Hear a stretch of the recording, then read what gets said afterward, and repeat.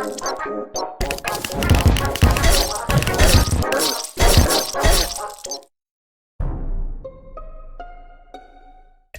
so I defeated the Hardmode, meaning that I can finally mine Aereolite, which can be found on the floating island. I really like how it looks in this update. While I was mining, I accidentally excavated half of the island as well, since the cloud blocks were whitelisted for me. The first thing I wanted to craft with Aereolite was the bundle of balloons, which happens to be one of my favorite accessories from this game. Then I started crafting Aereolite weapons, starting with the feather knives and turbulence and then the sky stabber. The armor set was changed as well. I wanted to test the new weapons, so I went to the sunken sea. This way I could see how good my weapons are and also defeat the giant clam which destroyed me a while ago. After I came back to the spawn, I started cutting down these trees and then moved on to terraforming, which was really needed right here. This process took a lot of time, but in the end it was worth it. I also built some more rooms for NPCs around this lake. Next up, I would go to that giant beehive found earlier, since I wanted to defeat a boss. Unfortunately, I excavated the root of the tree and this is what happened. There was no way in hell I could defeat it like that. So I came back and placed some platforms for better mobility. Then I summoned the queen bee and died to it. Shortly after, I realized that some potions might help, so I got materials for the Tesla potions. I got 13 of them, hence it's a permanent buff. Then I went to the giant beehive and summoned the queen bee.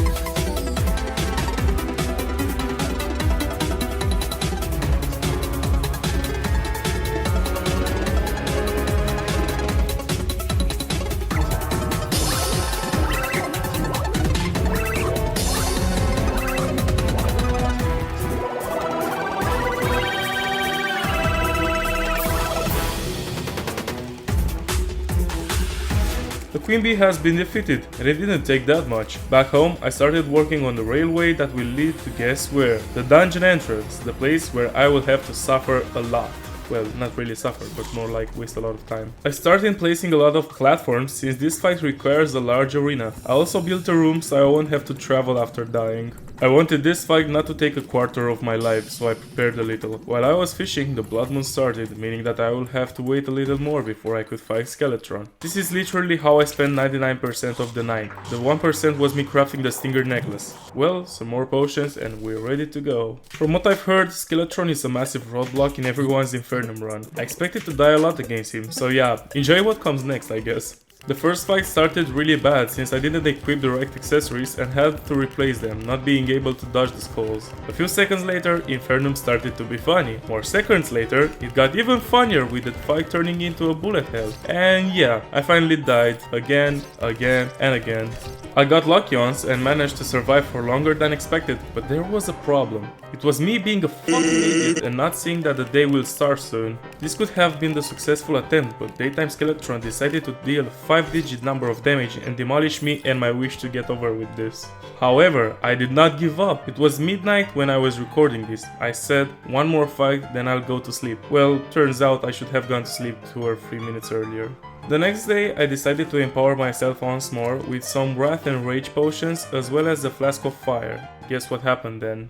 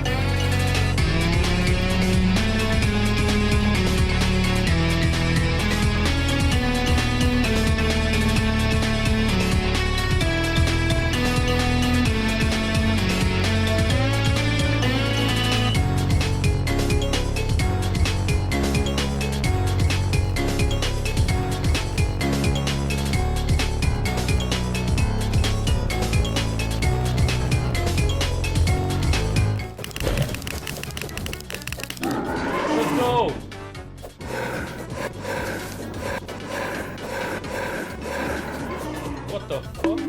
Oh, okay.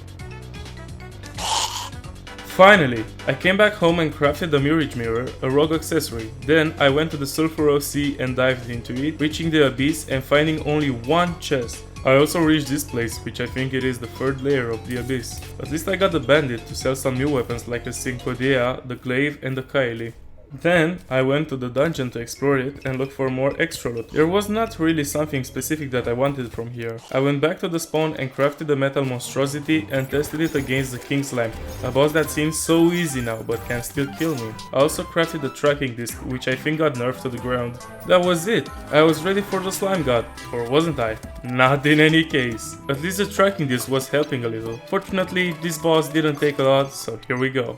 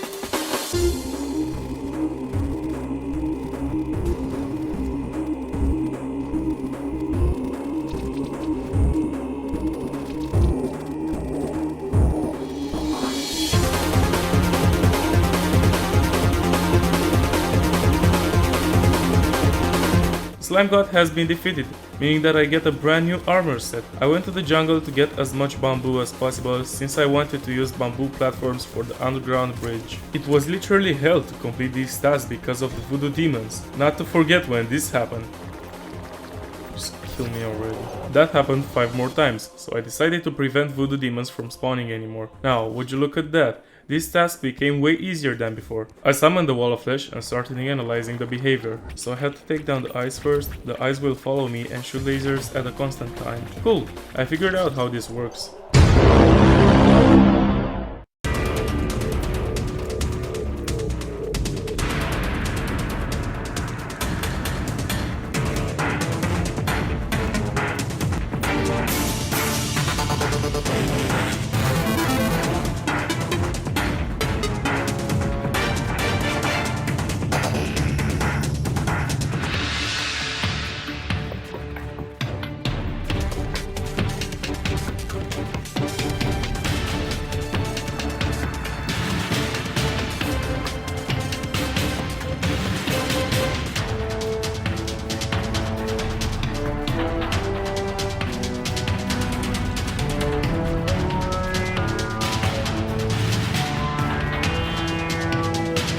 The wall of flesh has been defeated, but where are the new biomes? Oh, never mind, let's hope there is no corruption near NPC houses. It was a blood moon night, so I had to wait for the sun to rise. The first thing I did in Hardmode was to kill Atlasis for the Titan Heart, since that was needed for the Titan Heart armor, the first rogue set for this stage. Then I did some mining. I could only mine cobalt and palladium. I also found some mimics while mining, meaning that I will get some useful accessories. Back home, I crafted a lot of cobalt kunais, not knowing that I won't really use them. Why not use them that much? Well, it's on the screen. The Cursed Dagger, one of the best rogue weapons to be acquired at this stage. This was basically the Cursed Flame spell tome, but turned into a dagger. I also went to the Hallowed side to farm for Souls of Light. Then, I reached the Brimstone Crack and acquired the Essence of Havoc. Those essences were needed for the Blazing Star, a great weapon. Still, I wanted more weapons, so here I am again, fighting the Hardmode giant clam. What I wanted from it was the mollusk, a material needed for the prismaline, an upgraded version of the crystalline. I also relocated the desert pylon, it being closer to the dungeon, then went to the floating island to get some essence of sunlight. I needed it for 2 things for now.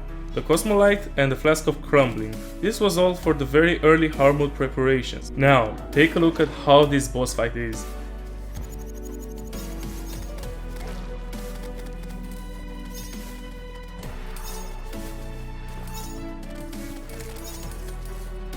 What the fuck is even going on? This looks amazing but also intimidating. And, of course I died. Well, I forgot one accessory. I need the pink gelatin for it. The accessory is the Grand Gelatin and it's great for every class at this stage. I continued fighting the Queen Slime after that but had no success, so I kept on dying again and again and again and for once more and for one last time.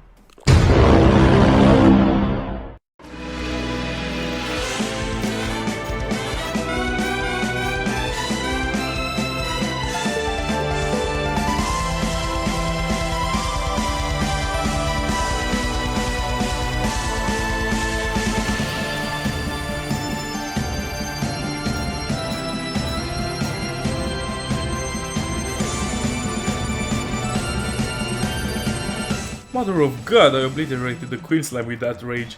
The Blazing Star is fucking amazing. I still needed the mount, so I obliterated the Queen Slime for one more time. Now, you might be asking, how far does this episode go on for? Well, I have a little surprise for you, since I know some of you wanted to see this. My next big target was the big fish from the ocean, the one I used to fight a lot before doing the mechs in my challenge runs. After getting enough truffle worms, I started cutting down trees for more wood, since it will be needed for one of the biggest arenas I will build in this game. I didn't know how bad Duke would be on Infernum, but I knew I definitely needed an arena for it, unlike in vanilla where I use only a water walking potion. One last thing would be to craft the summon item from Infernum that's not consumable. Here's the first attempt. I was really curious how far I would get. I was doing way too good for my first attempt. I could say that I was doing better than I would do in other attempts from later. Unfortunately, it was still the second phase when Duke killed me. This is how big the arena really is. Guess what? I expanded it even more. Then I tried to fight once more and died. What a surprise! Again, I kept on dying again and again. Unfortunately, I didn't manage to defeat the boss not even after 3 hours, so here's a short montage of me dying to Duke Fishron. Enjoy!